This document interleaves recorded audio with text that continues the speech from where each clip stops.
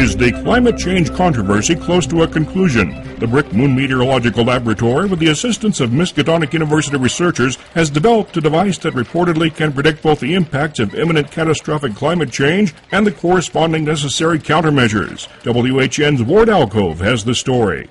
BMML's Dr. Celery Salt says the climate change prognosticator can calculate with a surprising degree of accuracy the impending repercussions of the cumulative environmental effects of mankind on the Earth's atmosphere. Researchers say the CCP uses data aggregated from centuries of weather records using abacus models and projects the ultimate outcomes on an easily readable printed display. The instrument, with similar precision, simultaneously determines what immediate measures must be taken in order to offset the predicted effects. During an exclusive tour of the laboratory, I watched as Dr. Salt demonstrated a prototype. The entirely mechanical device, using proprietary technology, is operated by spinning a single knob.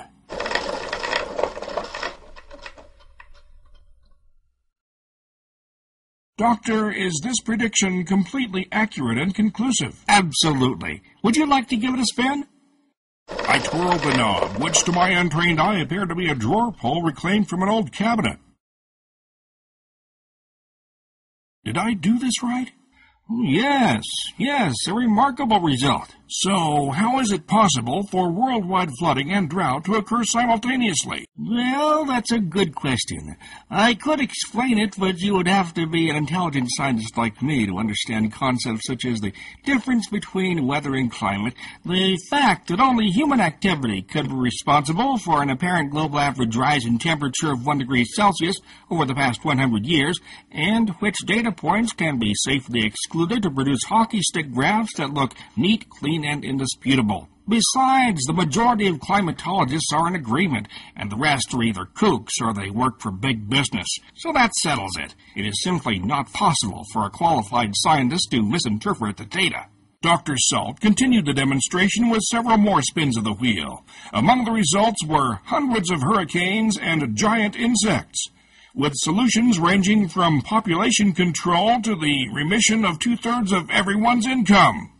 Finally, upon seeing an exceptionally curious result pop up, I had to again question the veracity of this allegedly infallible device. He apologized and hastily escorted me out of the facility while muttering something about national security, non-disclosure policies, and a forthcoming press release. Ward, I couldn't help but notice the apparent lack of technology in the laboratory. What's up with that? Well, Steve, in keeping with the institution's absolute zero carbon footprint philosophy, the BBML eschews all electrical and electronic appliances, including computers.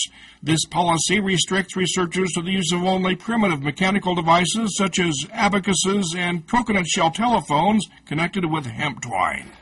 Now that's what I call green. Thanks, Ward, for the enlightening report on this new Earth-friendly technology. And if the doctor's attitude is prevalent among his fellow intelligentsia, I'm sure we can all come to the same conclusion. The time for questioning and debate is over. Science has indeed settled.